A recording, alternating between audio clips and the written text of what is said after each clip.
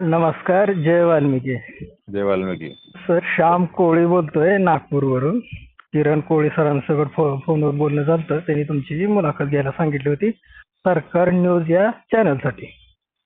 जी शांभाऊ, हा तर मी रेडी, बोला. हो का? तर विषय असा होता की तुम्ही निवडणुकीला उभारले म्हणून कळालं. तर त्या हॅलो. संदर्भात तुम्ही निवडणुकीला उभारले म्हणून कसं समजलं म्हटलं. बरोबर. हम्म. तर त्या संदर्भात थोडस तुम्हाला 2-4 प्रश्न विचारायचे होते. तर काय हरकत नाही, विचारा विचारा. हा हा हा हा तर सर, तुम्ही मला एक पहिला प्रश्न हा सांगा की तुम्ही निवडणुकीला उभारण्याचा निर्णय का घेतला? सर्वप्रथम शांभाऊ, विषय असा आहे की मी हेमंत मनसराम सूर्यवंशी, राहणार शहादा, तालुका शहादा, जिल्हा नंदुरबार. हो हो. नंदुरबार हा आदिवासी बहुल जिल्हा म्हणून महाराष्ट्रात प्रसिद्ध आहे.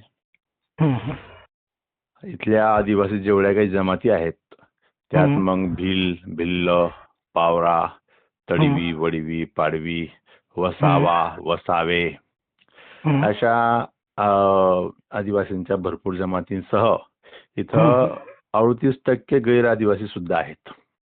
किती टक्के म्हणतात? 38%. अरे बापरे. आणि 62% आदिवासी आहेत. मात्र 62% आदिवासींची संख्या ज्यावेळेस काउंट केली त्यावेळेस इथे राहणाऱ्या टोकरे कोळी त्यांची सर्व संख्या काउंट करून हा जिल्हा आदिवासी म्हणून घोषित झालेला आहे.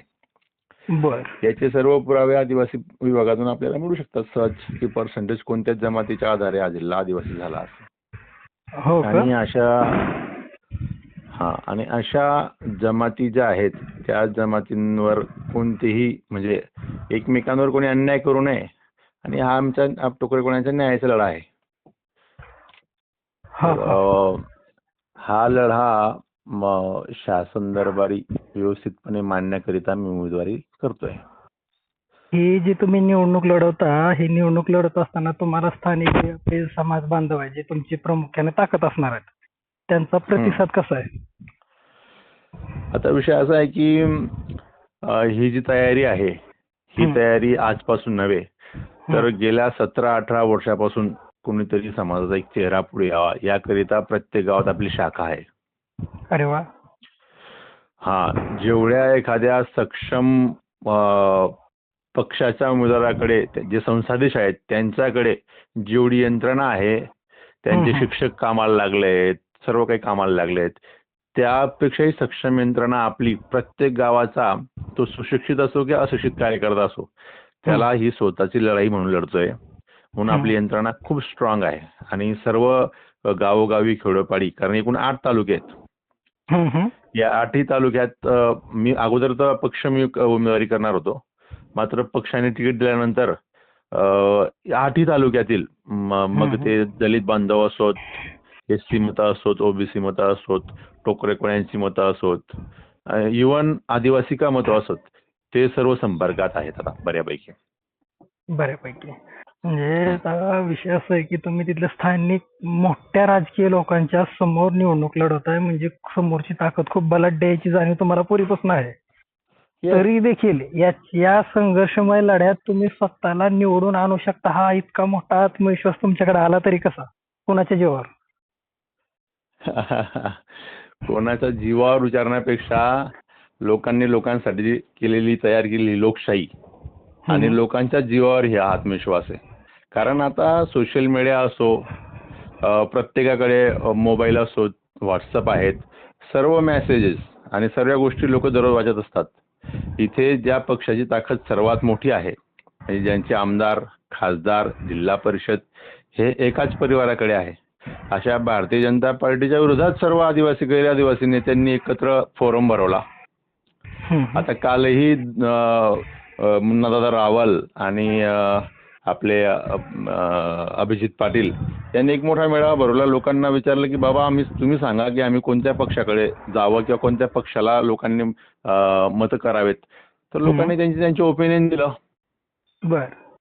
म्हणजे एवढे बलाढ्य लोकांच्या विरोधात लोकांनी एकत्र येऊन ओपिनियन दिलं. आणि मी म्हणतो इथले जेवढे पण गैर आदिवासी नेते आहेत नंदुरबार जिल्ह्यातले, त्यांनी जर का ठरवलं की या जातीच्या या उमेदवाराला मोठं करायचंय, तर हम्म. ते बलाढ्य शक्तीलाही हारून टाकतील. हो का? आणि ते सर्व मी असं आणि ते सर्व ऐकलं. आपल्या संपर्कात आहे. हो का? हम्म. आता तुम्ही कोळी समाज बांधवांच्या कोणत्या समस्या प्रामुख्याने मांडणार आहात ज्याच्यामुळं समाज बांधव पाठीमागे राहिलाय, वंचित आहे आणि अन्यायग्रस्त आहे असं वाटतं तुम्हाला? म्हणजे तुमच्या हिशोबानं कुठल्या समस्या आहेत त्या प्रमुख? बघा, ज्या अर्थी टोकरकोळ्यांची संख्या गृहीत किंवा प्लस करून हा जिल्हा आदिवासी झालाय, म्हणजे त्यांना आदिवासीच्या सर्व सवलती मिळणं गरजेचं होतं. मात्र आदिवासींच्या सवलती प्राप्त करण्यासाठी त्या टोकरकोळ्यांकडे कास्ट सर्टिफिकेटची नितांत गरजेचं आहे. कास्ट सर्टिफिकेट शिवाय तो डॉक्युमेंटरी मी या जमातीचा आहे तो सिद्ध करू शकत नाही, त्याचा कोणताही लाभ घेऊ शकत नाही. तर ते कसं मिळू नये म्हणून इथल्या बऱ्याचशा अधिकाऱ्यांवर स्थानिक राजकीय पुढाऱ्यांनी अप्रत्यक्षपणे दबाव तंत्र निर्माण करून सर्व दस्तावेज असताना सुद्धा नामंजूर करतात प्रांताधिकारी आमचे प्रकरण.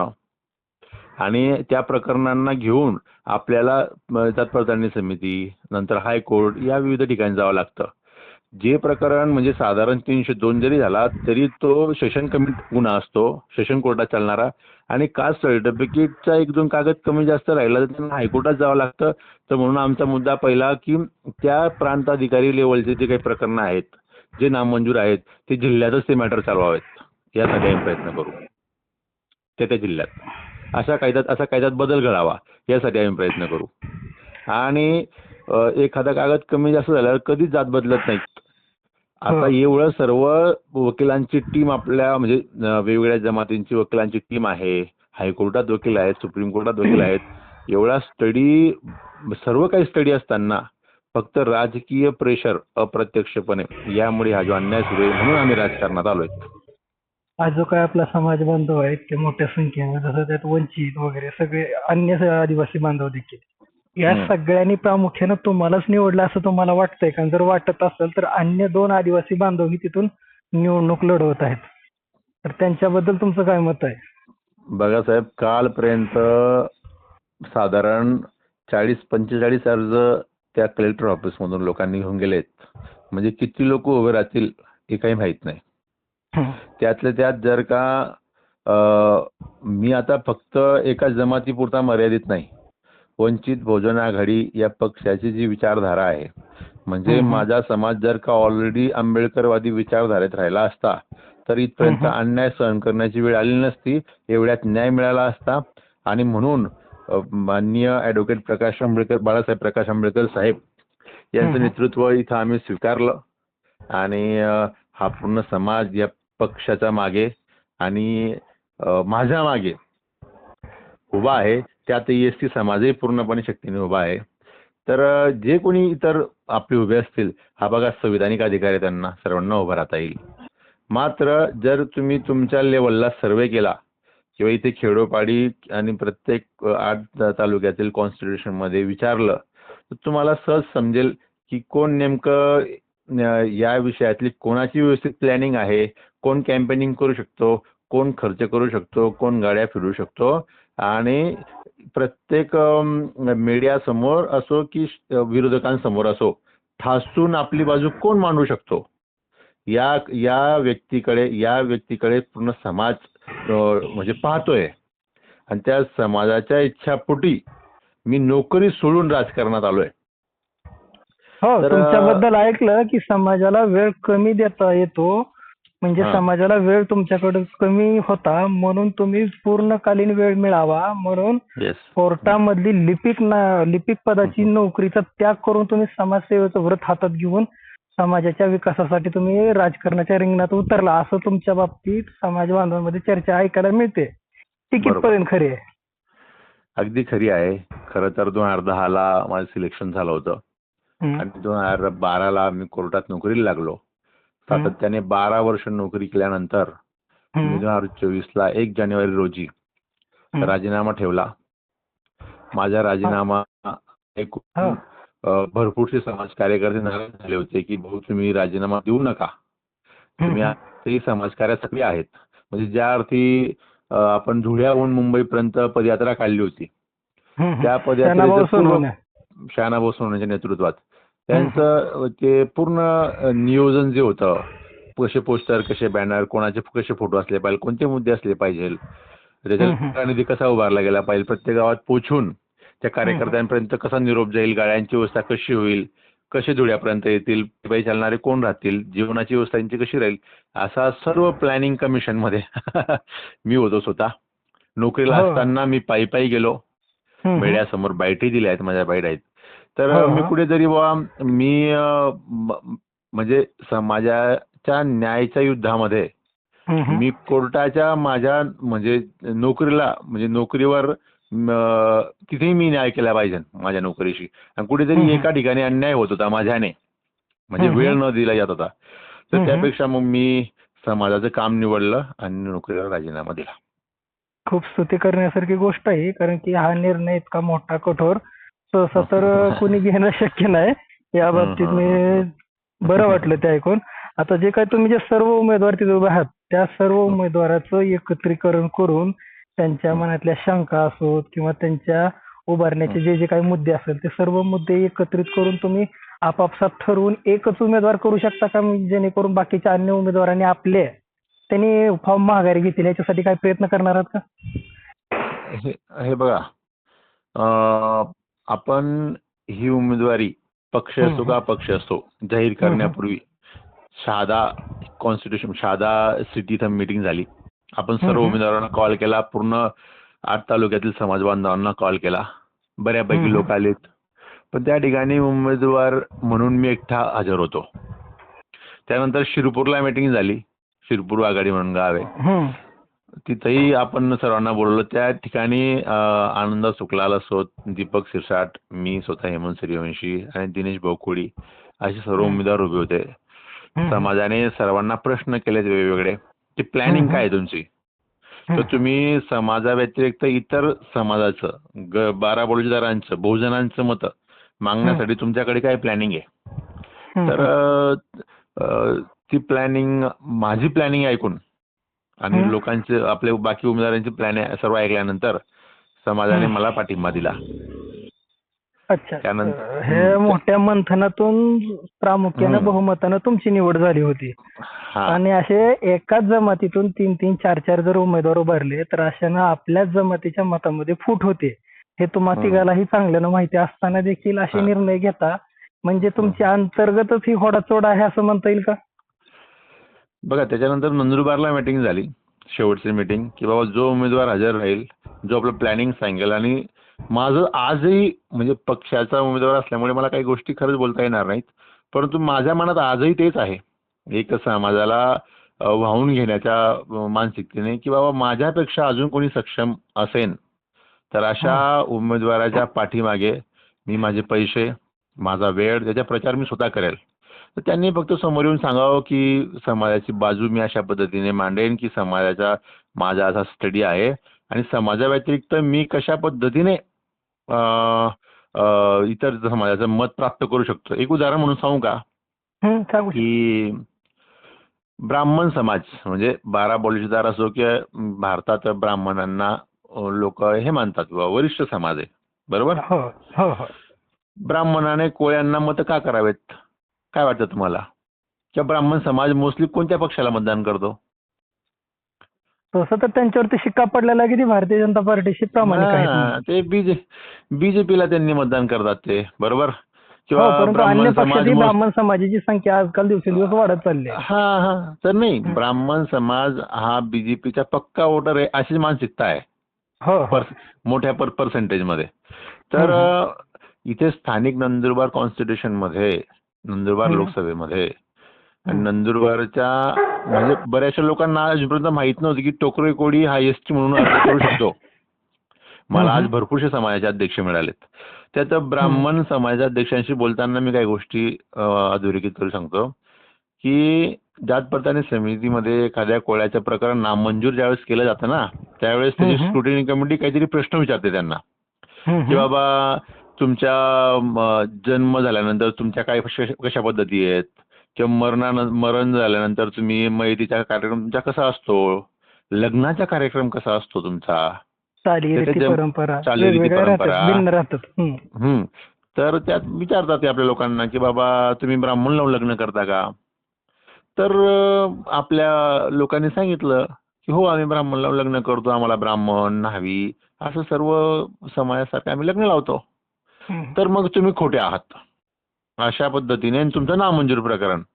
अशा पद्धतीने जर का जात पडताळणी समितीची भूमिका असेल तर ते सर्व निकाल घेऊन आम्ही ज्यावेळेस ब्राह्मणांसमोर बसू की बाबा आम्हाला तुम्हाला घेऊन आम्ही लग्न लावतो म्हणून आम्हाला खोटं म्हणतात किंवा आमचं प्रकरण नामंजूर केलं जातं, तुम्ही ठरवा आता कोणाला मतदान करायचं. आलं लक्षात. ज्या समाजाला आम्ही कामधंदा देतोय, कारण भिक्षुकी धंदा आहे तोही एक म्हणजे त्यांचं प्रोफेशन आहे ना, तर तुमच्यापर्यंत आम्ही येतो तर तुम्ही ठरवा आता कोणाला मतदान करायचं. असे खूप प्लॅनिंग आहेत. हो का? म्हणजे ब्राह्मणांचंही मन परिवर्तन तुम्ही करू शकता असं तुमचं सामर्थ्य आहे आणि तुमच्यात तेवढं वक्तृत्व बरोबर. कौशल्य असं तुम्हाला म्हणायचंय. आता इथल्या वंचित जर बहुजन का दुसरं उदाहरण सांगतो, जर का आपण विचार केला की वंचित बहुजन आघाडीच्या तिकीट नंतर मला सर्व एसी समाज मतदान करणार आहे, तर एसी समाजासाठी किंवा एसी समाजाचा मुद्दा काय इथला? हे बघा, तुमचा आणि माझा किंवा महाराष्ट्रात टोकरेकोड्यांचा आरक्षणाचा लढा जरूर आहे. मात्र बाबासाहेबांनी कलम 341-42 मध्ये SC-ST जे आरक्षण दिलंय तर त्या 13% SC आरक्षण आहे. तर 13% आरक्षण असताना जे आदिवासी जिल्ह्यांमध्ये एसटी पेसा अंतर्गत भरतींना जास्त भर दिला जातो. एसटी पेसा अंतर्गत भरतींना भर दिल्यानंतर एससी समाजाच्या जागा कमी असतात भरतीच्या प्रमाणात as compared to other district जे ओपन डिस्ट्रिक्ट आहे त्यांच्या. म्हणून बुवा त्यांची नाराजगी आहे की कुठेतरी आमच्या जागांचं काय, आमच्या 13% आरक्षणाचं काय, ग्रामपंचायतीमध्ये सुद्धा यांच्या सदस्याच्या जागा निघत नाहीत. एक तर ओपन एक तर एसटी.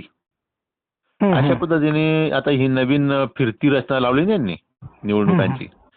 तर एसी समाजही नाराज आहे आणि एसी समाज एसटी पेसा जरूर आपला लढा आहे आणि टोकरेकोड्यांसाठी जरी पॉझिटिव्ह असलं परंतु एसटी समाज कुठेतरी दुखावला गेला आहे आणि त्याचे आमच्या म्हणजे मतदानाचे रूपांतर होणार आहे वंचितांसाठी. हो का? तर वंचित बहुजन आघाडी हा महाराष्ट्राच्या राजकारणातला मोठ्या पक्षापैकी एक मोजला जातो. हा पक्ष जर का कोणाला तिकीट देतो तर ती एक मोठी जबाबदारी दिल्यासारखं आहे. जितकी मोठी जबाबदारी तितकं मोठं काम बी असतं. बरोबर. तर एवढी मोठी जबाबदारी घेऊन तुम्हाला सर्वांना सोबत घेऊन चालायचंय. तर हे सगळ्यांना सोबत घेऊन चालण्याचं तुमचं स्वरूप आणि तुमची रणनीती कशा स्वरूपाची असणार आहे? बघा, जो मतदाता आहे तो माझा आहे.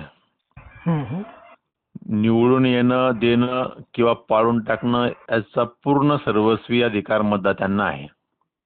म्हणून सर्वांना सोबत घेऊन चालत असताना ज्या काही शासनाच्या सर्व योजना आहेत त्या योजना आपल्याला पहिल्याच उमेदवाराला सर्व योजना माहिती असणं पाहिजे की कोणत्या जमातीच्या, कोणत्या आरक्षणाच्या, कोणत्या योजना, नंतर गैर आरक्षणाच्या कोणत्या योजना, शेतकऱ्यांच्या कोणत्या योजना, शेतकऱ्यांचे कोणते प्रश्न.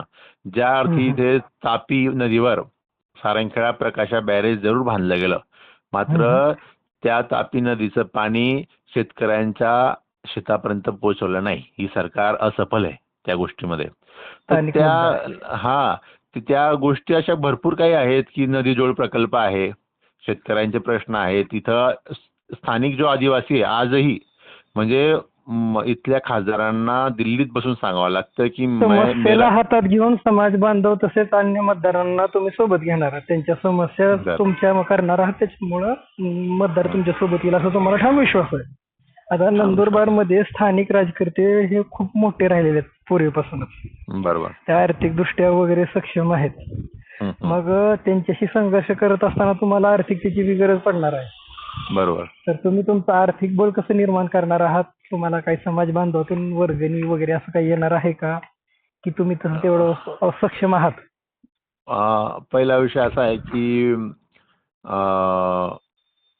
जेवढं मी सक्षम आहे तेवढा मी पूर्ण प्रयत्न करतोय. मात्र ही एवढी मोठी लोकसभेची निवडणूक, यात मी एकट्याने म्हणजे माझं एकट्याचं युद्ध नाही ना, हे सर्व जाती जमातीचं युद्ध आहे. तर पूर्ण समाज बांधव पाठीशी आहेत. आर्थिक मानसिक दृष्ट्या माझ्यासोबत आहेत आणि त्यांच्याकडून मला सर्व बळ प्राप्त होत आहे दररोज. अरे वा, खूप मोठी गोष्ट आहे की समाज बांधव स्वतः आर्थिक सहाय्य करून एखादा उमेदवार ज्या उतरवतोय. खेडोपाडीला मीटिंग मी घेतोय त्या खेडोपाडीतच लोक स्वतः उभे राहून मला देणगी जाहीर करतायत. घराघरातून देणगी जाहीर करतायत. गावाची देणगी वेगळी, वैयक्तिक देणगी वेगळी, असं सर्व चालू आहे. त्याच्या हिशोबा मी निवडणूक आयोगाला देऊ वेळोवेळी. आजवर आदिवासी कोळी जमात बांधवांचं नेतृत्व अनंतरे साहेब, कांतीलालबाई कोळी, रमेश पाटील साहेब अशा मोठ्या मंडळीने केलेलं आहे हा, प्रामुख्यानं. बरोबर. तर त्यांच्या नेतृत्वाबद्दल तुम्हाला काय म्हणायचंय? हे म्हणजे फक्त एकाच म्हणजे टोकरी कोळी किंवा महादेव कोळी, मल्हार कोळी या सर्व संपूर्ण जमातीचे- महाराष्ट्रभरातील संपूर्ण कोळ्यांचं नेतृत्व त्यांनी कोळ्यांचे केलेलं नेतृत्व आहे.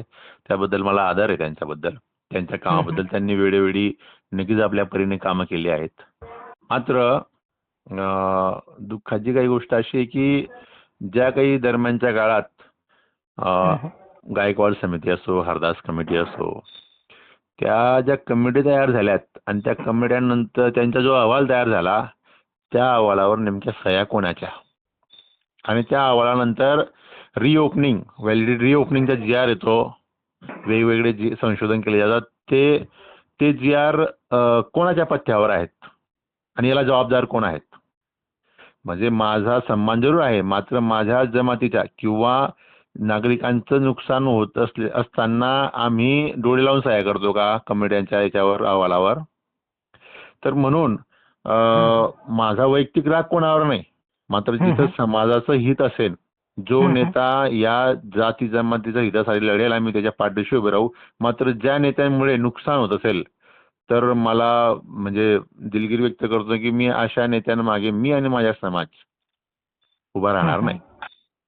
अरे वा, आता तुम्ही जे हा धाडसी निर्णय घेतलाय राजकारणाच्या रिंगणात स्वतः कोळी समाज बांधव उतरून स्वतःच्या समस्येचं निरसन करणं आणि सोडवणं, हा जो काही निर्णय आहे ह्याचं अनुकरण महाराष्ट्रातील अन्य तरुण बांधव देखील करणार. कारण की हा निर्णय असा पूर्वी घडत नव्हते, आता घडायला लागले तुमच्यासारख्यांच्या माध्यमातून. तर त्या अनुसरण करणाऱ्या नवयुवकांना किंवा राजकारणात येऊ पाहणाऱ्या आदिवासी कोळी बांधवांना तुम्ही काय संदेश द्याल? बघा, माझं आता म्हणजे मी 39 माझं रनिंग आहे एज आणि मी शासकीय नोकरी सोडून इथं आलोय. आजही म्हणजे तुमच्या माझ्या वयापासून तर आजपर्यंतच्या सर्व जे कोणी नोकरीसाठी प्रयत्न करतायत आपली मुलं, त्यांना काय अनुभव येतो तिथे, कोणत्या गोष्टीमुळे ते अपूर्ण पडतात, याच्या सर्वांना अनुभव आहे. शेवटी राजतंत्र सत्तेपुढे शहाणपणा चालत नाही. आपला अभ्यास झाला, आम्ही जी आर वाचलेत, आम्ही प्रांतांशी झगडलोत, आम्ही जात प्रतांशी झगडलो, आम्ही हायकोर्टापर्यंत, आम्ही सुप्रीम कोर्टापर्यंत झगडलोत. मात्र शेवटी सत्तेपुढे शहाणपणा चालत नाही हे जे म्हणतात ते अतिशय खरं आहे. यांच्या अप्रत्यक्ष दबावामुळे अन्यायग्रस्त पिढ्यानपिढ्यांवर अन्याय सुरून आमची पिढ्या बर्बाद केल्या आहेत यांनी. म्हणून राजकारणात नक्की यावं, तुम्ही आपली एक सक्षम बाजू अभ्यासपूर्ण राजकारण करावं. राजकारणातून तुमच्या परिवाराकडे दुर्लक्ष होणार नाही अशा सर्व गोष्टींचा विचार करून आपण राजकारणात जोपर्यंत येणार नाहीत आणि राजकीय शक्ती आमची महाराष्ट्रावर दिसणार नाहीत तोपर्यंत हे सर्व विविध पक्षातले 24-25 आमदार आणि खासदार आमच्या विरोधात बोलणं बंद करणार नाही. म्हणून मी महाराष्ट्रभरातील संपूर्ण तरुण पिढीला आवाहन करतो की तुम्ही राजकारणात सक्रिय व्हावं. आता तुम्ही अर्ज केलेला आहे, अर्ज भरलेला आहे, तर तुम्ही अर्ज माघारी घ्यावा व तुमच्या कोळी बांधवांच्या समस्या आम्ही सोडवू असं आतापर्यंत कुठल्या राजकीय मोठ्या नेत्यानं तुम्हाला असा शब्द दिलाय किंवा तुमच्याशी चर्चा करण्याचा प्रयत्न वगैरे केलाय का? मला सर्वात म्हणजे हा प्रश्न येईल मला अपेक्षित होता तुमच्याकडून. हे बघा, प्रेशर खूप मोठा आहे. अरे वा. कारण दोन्ही पक्षाला वाटतं की हे तुम्ही आमची मतं खाणार आहेत. दोन्ही पक्षाला वाटतं की बाबा, एकाला वाटतं की याने उभंच राहावं, एकाला वाटतं की याने बसून जावं. आणि फार मोठ्या म्हणजे फ्रेंड रिक्वेस्ट पासून तर सर्व रिक्वेस्ट माझ्यापर्यंत पोहोचल्या आहेत. आणि उच्च उच्च स्तरावरून मला दबाव निर्माण केला जातोय. अरे बापरे. हा. मात्र मी ज्या चेहऱ्यांकडे पाहून, ज्या समाजाने किंवा ज्या वंचितांचे डोळे माझ्यावर लागून आहेत, की हम्म, तुम्ही काहीतरी यांच्यावर तंत्र निर्माण करून हे आमच्या समस्या तुम्ही सोडू शकतात किंवा आमच्या समस्या हे निर्माण तरी करणार नाहीत ना भविष्यात. कारण आम्ही राजकीय स्टेज आता गाठायला लागलोय. म्हणून त्यांच्या दबावाने माझ्यावर काही परिणाम होणार नाही. मी ही निवडणूक 100% लढवू आणि मला सर्व मुद्दा साथ देतील आणि मी 100% जिंकू. यात काही वाद नाही. मात्र कोणाच्या दबावाला मी बळी पडणार नाही, कोणाच्या समाजाचा विश्वासघात करणार नाही, आज तुमच्या माध्यमातून सांगू इच्छितो. बाळासाहेबांनी सांगितलं तर घ्या फॉर्म माघारी, त्यावेळेस तुमची भूमिका काय असेल? बघा, पक्ष म्हणून एक भूमिका आहे. बाळासाहेबांनी काय सांगावं नाही सांगावं भविष्याचा प्रश्न आहे. मात्र मी सर्वच जर का आता काही ओपन केलं तर मला म्हणजे माझ्या प्लॅनिंग मध्ये काही बसणार नाहीत. त्यामुळे मी एकच सांगेल की मी हे युद्ध म्हणून लढतोय आम्ही, आमच्या पिढ्यांचा प्रश्न आहे. जर का आमच्या विचारधारेशी कोणी जुळून आलं तर आम्ही सोबत आहोत आणि विचारधारेला जर का कोणी सोडून गेलं तर आम्हाला सोडावं लागेल. असं द्या. आता वंचित बहुजन आघाडी मोठा पक्ष आहे. आपला उमेदवार ज्या ज्या ठिकाणी देतो त्या त्या ठिकाणी ताकदीनं प्रयत्न करतो आणि प्रचार वगैरे चांगला करतो.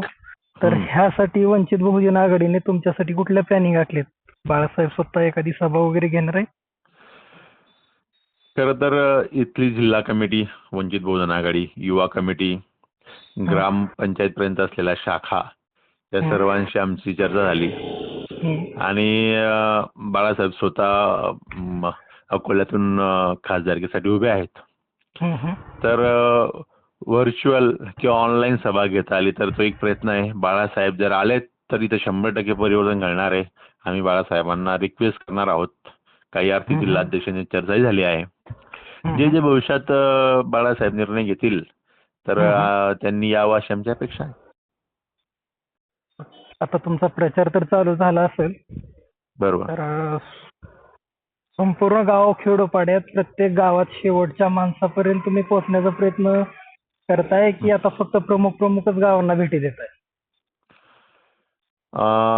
कसं आहे की आता एकाच जाती जमातीपुरता विचार केला तर सर्व जाती गोष्टी आम्ही एकमेकांचे नातेवाईक आहोत आणि 18 वर्षापासून जमातीसाठी काम उभं केलंय.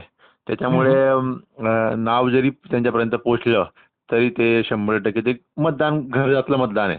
परंतु इतर जाती जमातींना भेटणं, आदिवासी गैरआदिवासी सर्वांना भेटणं, त्यांच्या समस्या ऐकून घेणं म्हणून आमच्या प्रत्येक गावाला फिरणं चालू आहे.